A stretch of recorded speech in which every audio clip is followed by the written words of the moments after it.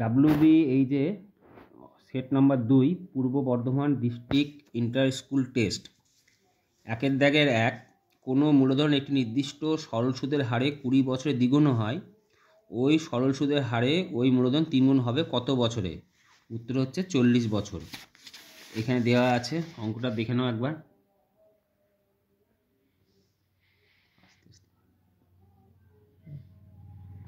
তারপরে নেক্সট হচ্ছে যে 2 নম্বর, এক্স কিউব বাই এক্স সমান 1 হলে সমীকরণের বীজগুলি হলো, তাহলে এক্স কিউব বাই এক্স মানে 1, তাহলে এক্স কিউব সমান এক্স হয়, তাহলে এক্স সমান কত হবে? এক্স স্কোয়ার মাইনাস 1 লিখে যেতে পারে, বা যদি বুঝতে না পারো এক্স কিউব মাইনাস এক্স সমান 0 লিখতে পারি। তাহলে একটা দেওয়া হলো x into x plus 1 into x minus 1 সমান কত? 0। তা 3টে রাশি পেলাম, কী কী পেলাম? একটা এক্স সমান 0, একটা এক্স মাইনাস 1 সমান 0, একটা এক্স মাইনাস এক্স প্লাস 1 সমান কত? 0। তাহলে এক্স সমান কত? -1, এখানে এক্স সমান 1 আর এক্স সমান 0। তাহলে এবার যে 0 বসায় মান হয়ে যাচ্ছে অসংজ্ঞাত, আর 1 বসালে 1 পাচ্ছি, -1 বসালেও কত পাচ্ছি? -1 বসালেও 1 পাচ্ছি। তাহলে আমার অ্যাকচুয়ালি মানটা হলো কত? দুটো। কী কী বেরোলো? 1 অ্যান্ড কত? -1। বুঝে গেছে? নেক্সট হচ্ছে 3 নম্বর, 3টি অসমরেখা বিন্দু দিয়ে বৃত্ত অঙ্কন করা যায়। একটা tan 73 ডিগ্রি সমান এক্স হলে tan 70 ডিগ্রি মান কত? এটা পুরো কোণের অঙ্ক। তাহলে এখান থেকে লেখা যেতে tan 73 ডিগ্রি সমান এক্স, তাহলে tan 90 ডিগ্রি মাইনাস 17 ডিগ্রি সমান এক্স, তাহলে cot 70 ডিগ্রি সমান কত? এক্স হলো। cot থেকে tan মানে কি? উল্টো হয়, তাহলে tan 70 ডিগ্রি সমান কত হবে? 1/x। তারপরে একটি ঘনকের সমগ্র তলের ক্ষেত্রফল a বর্গ একক, কর্ণের দৈর্ঘ্য b একক হলে a b এর মধ্যে সম্পর্ক। এটাও করে দিয়েছি, দেখে নাও। ধরে নাও ঘনকের বাহুর দৈর্ঘ্য x একক, সমগ্র তলের ক্ষেত্রফল 6x স্কোয়ার। এখান থেকে x এর মান বের করলাম, এখান থেকে ঘনকের কর্ণের দৈর্ঘ্য বের করে অঙ্ক বসালাম। এখান থেকে এটা লেখা যেতে পারে b স্কোয়ার সমান কত? a/2। তাহলে এই হচ্ছে অপশন নাম্বার কত? b স্কোয়ার সমান a/2। খুব ভালো অঙ্ক।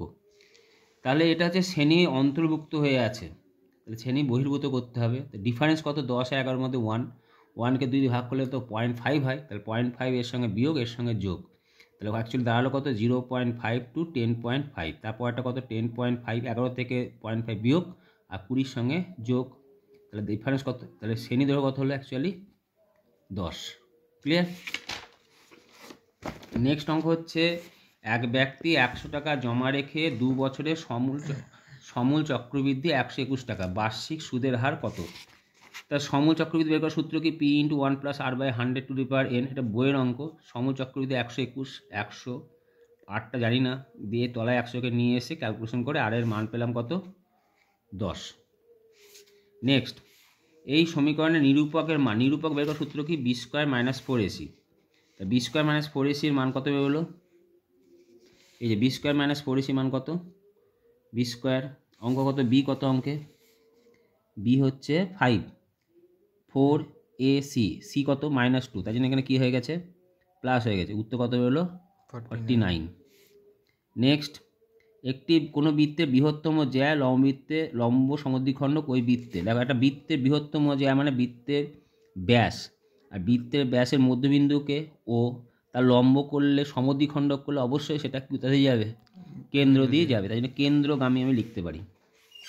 নেক্সট, tan θ সমান 4/5 3 হলে sin θ + cos θ এর মান করেছে। sec θ, এখান থেকে sec θ মান বের করলাম, কত বেরোলো? 5/3। sec থেকে cos-এ গেলাম, সেকের উল্টো cos হয়, এখান থেকে sin গেলাম, sin-এর মান বের করলাম, দিয়ে tan θ এর মান বের করলাম কত? tan θ সমান কি? sin θ কি? cos θ। তা sin/cos উল্টে দিলে 7/5 অ্যান্সার হয়।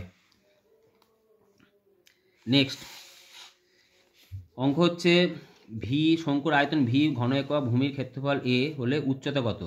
শঙ্কুর আয়তন বের করার সূত্র কি? আয়তন বের করার সূত্র হচ্ছে ভূমির ক্ষেত্রফল গুণিত আয়তন বের করার সূত্র হচ্ছে ভূমির ক্ষেত্রফল ইন্টু উচ্চতা 1/3। তাহলে 1/3।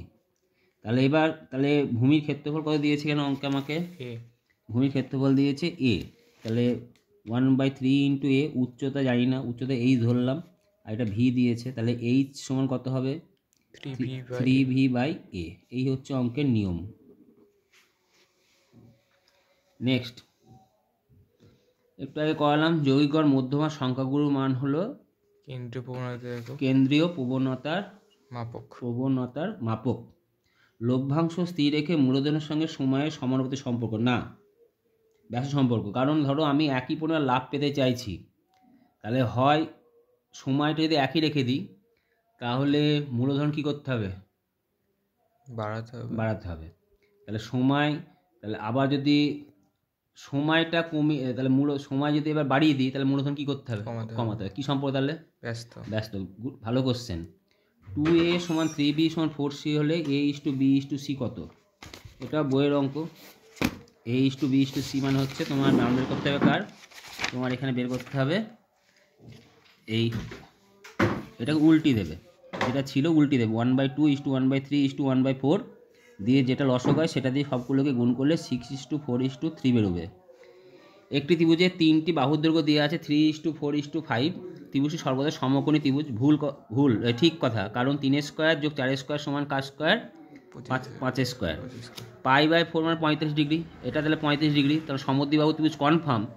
দুটো ত্রিভুজের সমষ্টি কত? 35 ডিগ্রি 35 90 ডিগ্রি বেরোলো। তাহলে আর একটা কোণের মান কত হলো? 90 ডিগ্রি। তাহলে অবশ্যই সেটা কি ত্রিভুজ হবে? সমকোণী ত্রিভুজ। একটি অর্ধগোলকের সমগ্রতলের ক্ষেত্রফল 36 পাই বর্গ সেমি হলে ব্যাসার্ধ হবে 3 সেমি। ভুল। ব্যাসার্ধ কত হচ্ছে? 2। সংখ্যাগুলো মধ্যমান কত? 10। মধ্যমান 10 নয়, কারণ সংখ্যাগুলো পরপর সাজালে পরে 9 হচ্ছে মধ্যমান বেরোবে। তাই কারণ হচ্ছে সংখ্যাটা কত? 9। মধ্যমান বের করার সূত্র কি? n/2 প্লাস n+1/2 তম পদ, তাই তো? 9 প্লাস কত আছে? 7টা আছে না? 1 2 3 4 5 7 প্লাস 1/2 তম পদ মানে 4তম পদ। 4তম পদ কত? 1 2 3 4। উত্তর কত হলো? 9। বুঝতে পেরেছি?